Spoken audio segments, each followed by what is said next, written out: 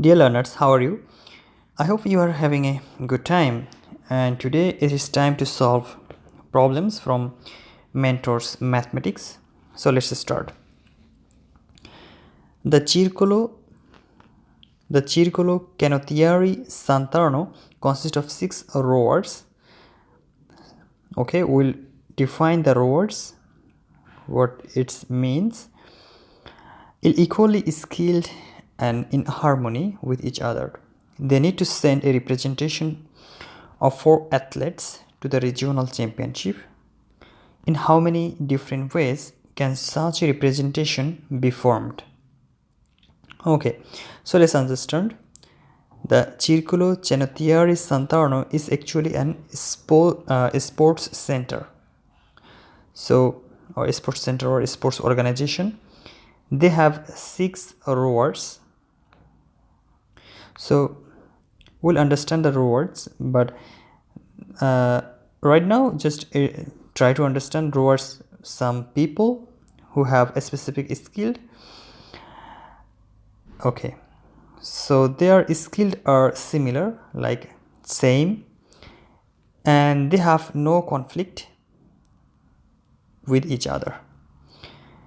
So they need to send a representation of 4 athletes to the regional championship. That means kind of a sports competition. So out of their 6 members, they have to send 4. We have to find out how many different ways they can form a team. So this problem actually comes from permutation and combination. So you can take a look on related basics from that chapter. So what is actually rowers? Rowers, you have heard about boating, right? Boating is a kind of game, just driving the boat. So there are many people sitting like this who are actually pulling the handle or driver. I'm not sure exactly how to say this, but okay, there are many people.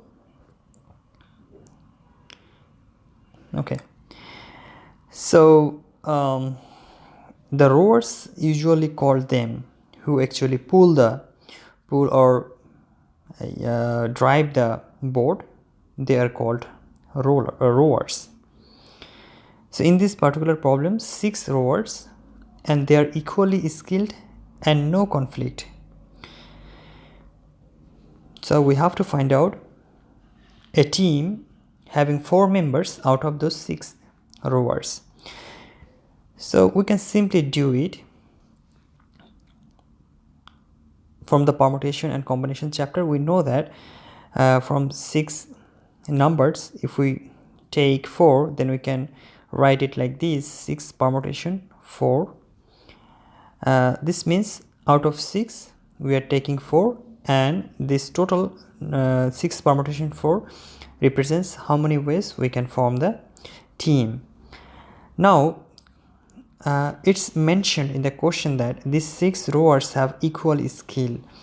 That means they are equal, or we can consider their skill level are the same. So we can write like 6A,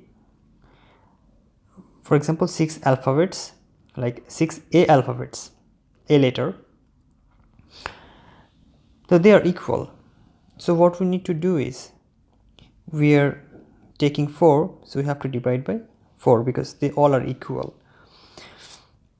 Then we can calculate like this: 6 permutation 4, we can write 6 factorial divided by 6 minus 4 factorial, and then the 4 factorial already there. So 6 factorial can be simplified: 6 multiply 5 multiply 4 factorial divided by 6 minus 4, 2 factorial into 4 factorial. Okay, so this 4 factorial and 4 factorial can be removed, and this 2 factorial actually 2, so 3 divided by 2 remains 3. So our answer is 15. Therefore the correct options, number C.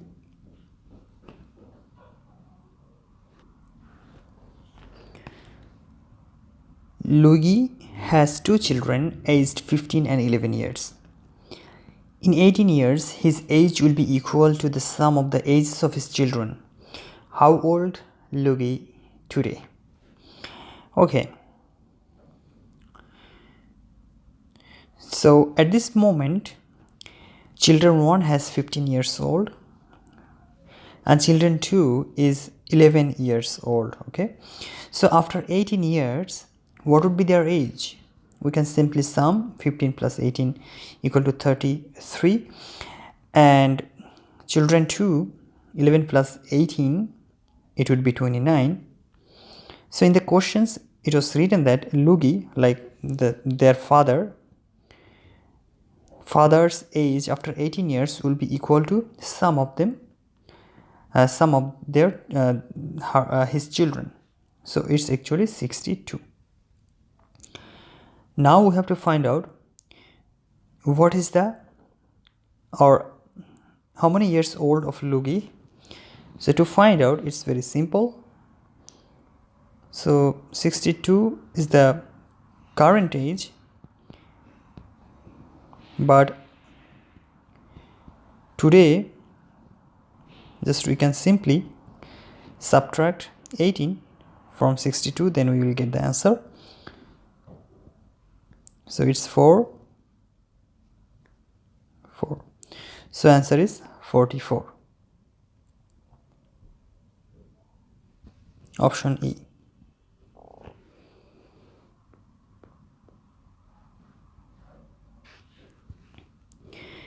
In a Cartesian plane, which of the following lines is parallel to the line passing through the points with coordinates 1, 0 and 0, 1?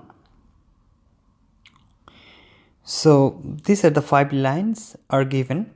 We have to find out the correct line which is parallel to a line formed by these 2 points.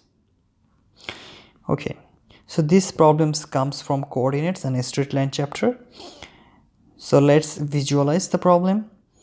This is our line given on the questions. So this points actually 0.01 and these points 1, 0. So we have to find out a line which is parallel to this AB line. We can name them A and B. So we have to find out, for example, CD line. And we know if a line is parallel, then their slope are the same. So let's find out the slope. If we know 2 points A and B of a line, then we can simply calculate the slope. How we can calculate that? Y, like difference between coordinates, difference between y coordinates divided by x coordinates, that is the equation. So for the line AB, we can simply write 1 minus 0 and then 0 minus 1, it becomes actually -1. So this is the slope. So if slope is -1 for line AB, then it would be same for CD. Let's find out which line has the exactly same slope. We know the standard equation y equal to mx plus c, where m is the slope and c is the constant term intersecting y-axis. So if we compare with that standard equation, we can write 3y equal to minus 2x, then y equal to minus 2 by 3x. So we can simply say c equal to 0. So here the slope is negative minus 2 by 3. That means this is not the right answer. In this particular problem, we can write y equal to x plus 1. Here slope is 1. Therefore, B option also cross out. X equal to 2. In this particular problem, there is no y. Coefficient of y is 0. So here slope is, this is a parallel line with y-axis, yes, with y-axis, so this also cannot be an answer. It's like 0 y plus x equal to 2. So you can simply consider this way. Slope is its parallel line with y-axis. Okay, let's see the option D.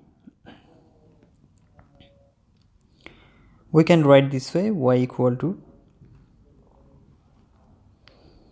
minus x plus 3. So in this particular case our slope is -1, so this is our answer, option D.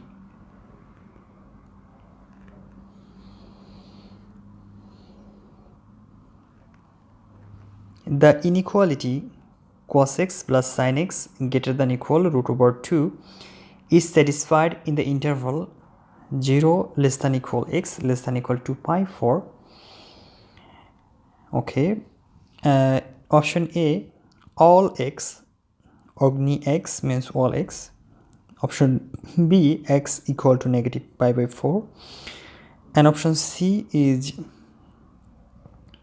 at least one value of x in between this range pi by 2 less than equal x less than not less than equal pi by 2 less than x less than pi, and D, x equal to pi by 4, and option E is no x, no value of x. Okay, let's find out the correct answer. This problem comes from trigonometry chapter. So let's understand the options and let's try to solve it. So you can solve it conventional way, just doing the calculation, or you can just check the options. So first of all, I would say the range between the angles, or between range of x, is given actually 0 to 25, including 0 and including 2 pi, including 2 pi. So let's check option A, all x. It means this equation or inequality is valid for all value of x. That's not actually correct, because simply if we take 0 from here, sine 0 becomes 0 plus cos 0 becomes 1. So 1 greater than equal to √2, it's not correct, because √2 equal to 1.44, if I am not wrong. Let me check it. Yes, 1.414. Okay, let's check second option, x equal to negative pi by 4. In this case, the negative pi by 4 represents this angle, minus pi by 4, or you can consider positively, that is 135 degree, this is minus 45 degree, and this is 135 degree. Whatever you use, it will give you the exact, like the right value or the same value. So let's do it, like sine negative 45 or negative pi by 4 plus cos negative pi by 4. So cos negative pi by 4, and we know cos x actually plus in this coordinate, second coordinate, therefore the value becomes positive, so it's actually 1 by √2, but sine pi by 4 is actually negative 1 by √2, so it becomes 0. We can just cross out, so 0 cannot be greater than or equal √2, so option B also cancel. Option B and A both we can cross out.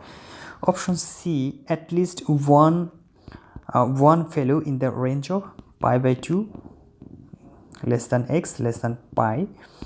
So this means at least one value in between this range. Okay, we'll check it later if we can. There are many values we can take, but what if we go with the easiest one, then we can see whether it's fit with our answer or not. For example, x equal to pi by 4, this angle actually in the first coordinate 45 degree. So sine 45 degree or pi by 4 plus cos pi by 4 greater than equal root 2. We'll find out sine pi by 4 1 by root 2 plus cos pi by 4 1 by root 2. Therefore it becomes, we can simply sum root 2 at the bottom and up on plus 1, it becomes 2 by root 2, which is actually root 2. So which is equal to root 2, that means it's actually satisfied the equation. Okay, so our answer is D. So we don't need to check, or we don't need to think about option C, and C also we don't need to check. Let's move on to next questions.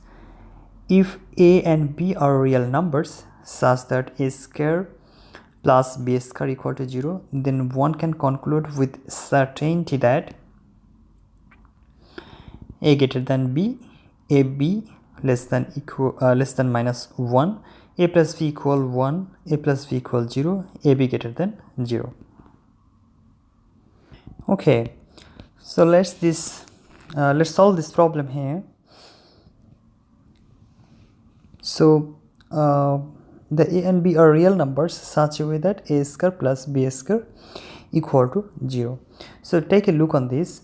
A have a square and also b have a square. So it's only can be 0 when both value are 0.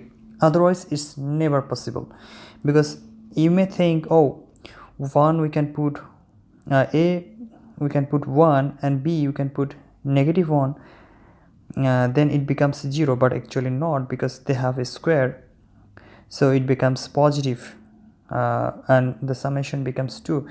So we can't consider that way. So only both value are 0. In that case we can consider this equality. So we can cross out these options. A, b less than equal negative 1, not value, not right. C also not right. D, yes, 0 plus 0 equal to 0. So this is our correct answer. AB greater than 0, it's also not possible. It's very simple to to do. So I hope you will understand. Let's move on to our next questions.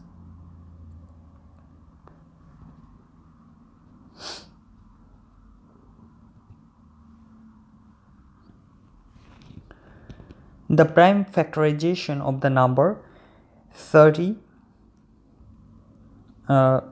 has power 13 equal to, okay, so we have to find out the answer from these options. So remember, prime factorization, what does it means actually? Let's say 30, we can factorize them 2 multiply 3 multiply 5, so it gives us 30. So this is actually prime factorization. In another words, or another way, we can factorize it like 10 multiply 3, but this is not prime factorization because 3 is prime numbers but 10 is not. 10 again can be multiplied 2 into 5. Okay, we can consider like this, 6 into 5, it's also give us 30, but this is not prime factorization because 6 can be written like this, 2 into 3. So only options here 2 3 5 is our prime factorization. Now 30 has a power 13, so we can simply write power here 13.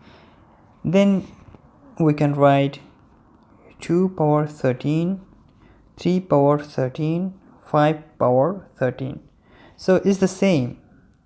The value of these and value of 30 power 13 are the same. So let's find out the answer. Of course, this is not our prime factor. Then 2 power 13, 3 power 13, 5 power 13, this is our answer. This cannot be our answer because 6 is not prime factor of 30, so impossible. No. Okay, let's move on to our next questions. Given any positive real number x, then log x power 3 minus log x power 2 is equal to. Okay, in this case we have to find out, we have to select a correct answer from these 5 options. So let's do it. So it's given log x cube minus log x square. So we can simply write log, as it is negative, then we can just divide it, log x cube divided by log x square. We use basic formula of logarithm. We know log x plus or negative log y equal to log x divided by y. So we use this formula. Now it becomes log x, right? Because the power, look at the power, here is 2 and here is 3, so simply 3 minus 2, it becomes log x. So let's find out the answer. Option C.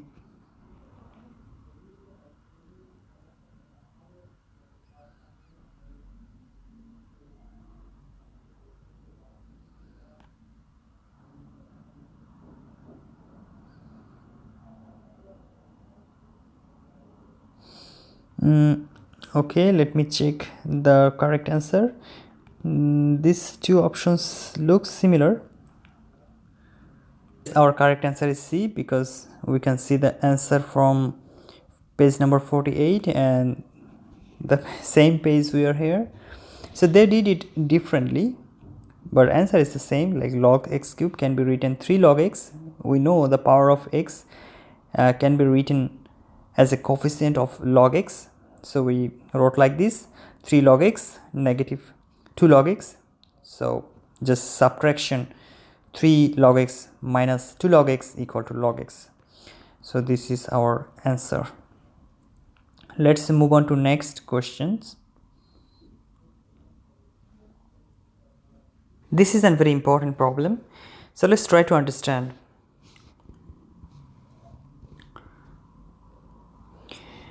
Okay, given two concentric spheres with radii 1 and r, where r less than 1, what value must r take on for the value of the region outside the smaller sphere to be half of the volume of the larger sphere? Okay, let's try to understand from the figure, that would be easier. So this problem comes from trigonometry, general mathematics. Okay, so first of all, what is actually concentric?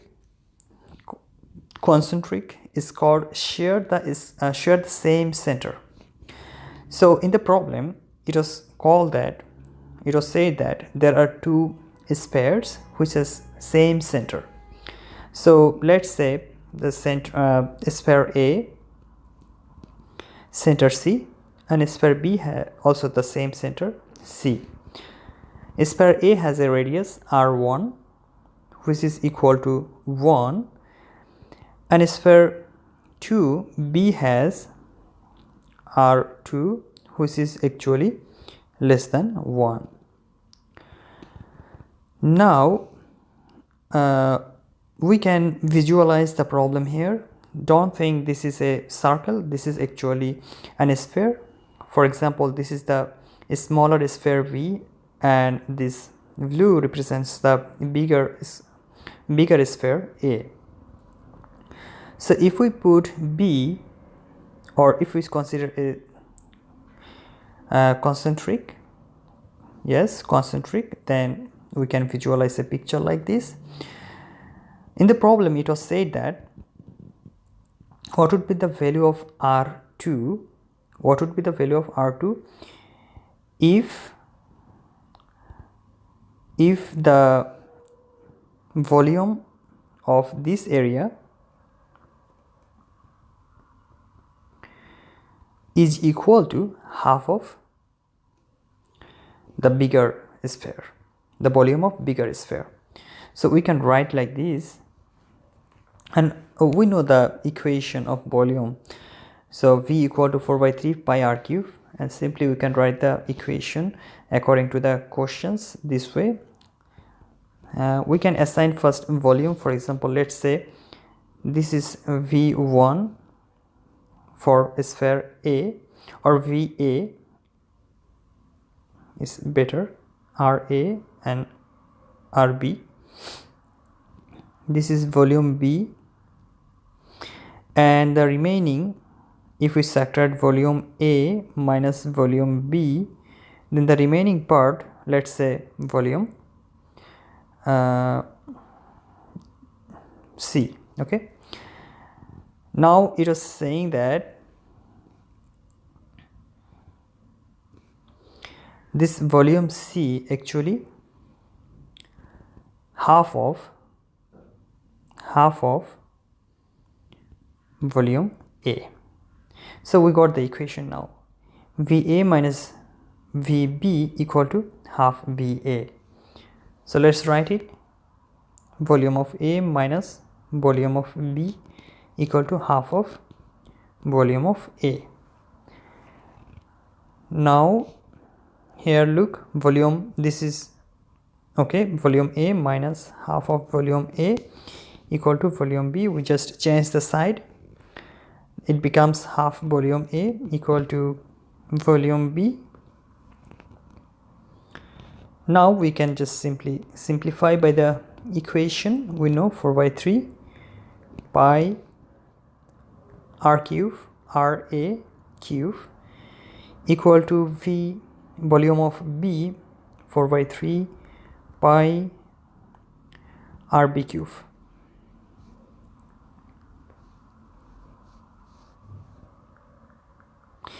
Now we can cancel this 4 by 3 and pi, then what remains? Half, and we know volume of A actually 1, so 1 cube equal to RB cube. So we have to find out the value of R, so we can write like this.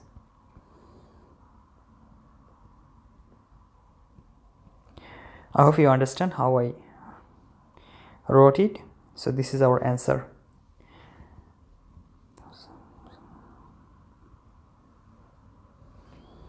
So option C is the correct answer. Let's move on to next questions.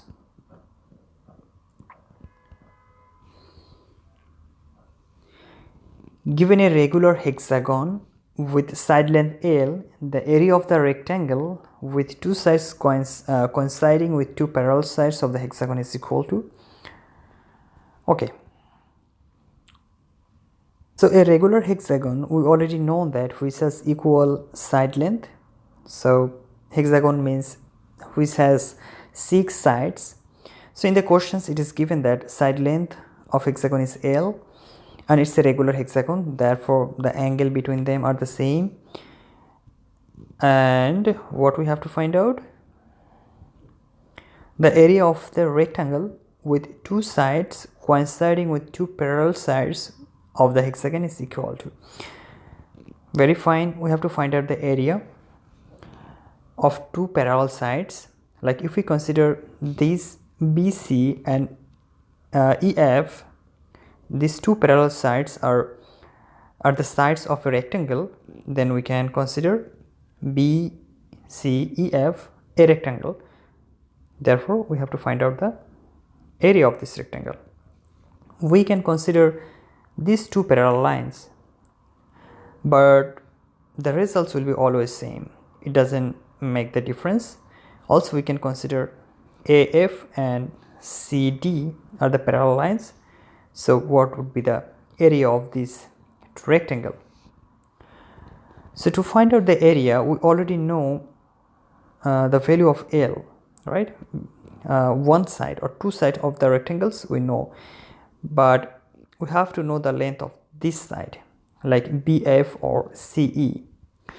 To find out, we can apply Pythagoras theorem, and as we know already that this angle actually 120, therefore this angle would be 30 degree, this angle also 30 degree.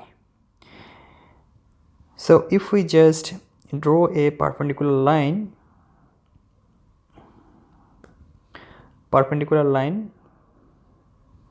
from A to BF,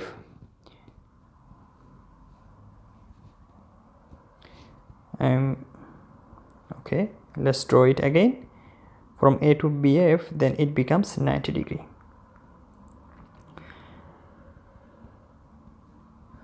So this is L, right? This length is L.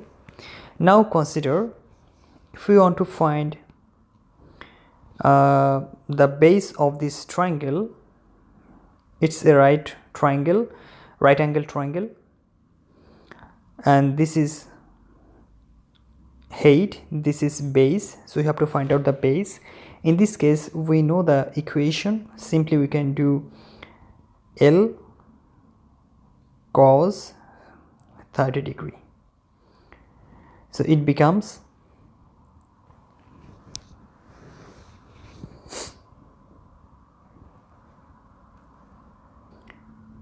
root 3 by 2 L. So now we know the length of this half of this BF, but if we just simply multiply by 2, then we'll get the length of root 3 by L, which represents actually BF. Okay, so we found the length root 3L, and EF is L, therefore area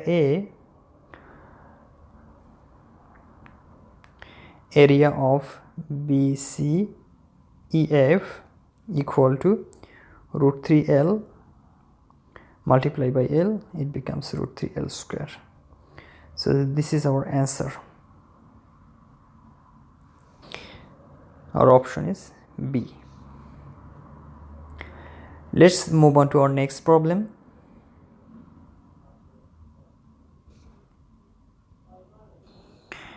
Okay, so let's read this problem again. The equation x plus 1x equal to k with x as a non-zero real number admits one and only one solution if k equal to 1, 3, minus 1 and 2. So this is actually polynomial equation, and the equation given here x plus 1 by x equal to k. So we can simplify this equation by multiply by x, both sides we can just multiply by x, then it becomes x square plus 1 equal to kx. Then the equation becomes x square minus kx plus 1 equal to 0.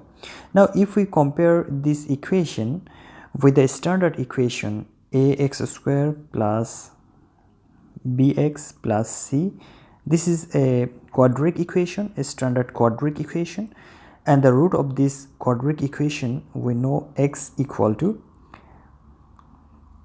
negative b plus minus root over b square minus 4ac divided by 2a. So In this problem, it was said that this equation will have only one solution for what value of k. So remember, only we can get one solution if this part becomes 0, right? Or in particular, we can say b square minus 4ac equal to 0. So this b square minus 4ac is defined by discriminant. So it is represented by d equal to b square minus 4ac. So this value has to be 0 in case of getting a same number or only one solution. So we know the solution minus b by 2a, right? This would be the solution. Okay, so for this problem, what is the coefficient of x square? 1. What is the coefficient of x? Negative k. And value of constant is 1. So the discriminant d equal to b square negative k whole square minus 4ac, and it should be 0 as I told you to get the one solution. Therefore the value of k we can calculate from here. K square equal to 4, k equal to plus minus 2. So for value positive 2 or negative 2, we'll get only one solution of that equation. Okay, I'm saying it again, either value of k is 2 or negative 2, we'll always get only one solution. Therefore we could write the answer, we can write this one, k equal to 2.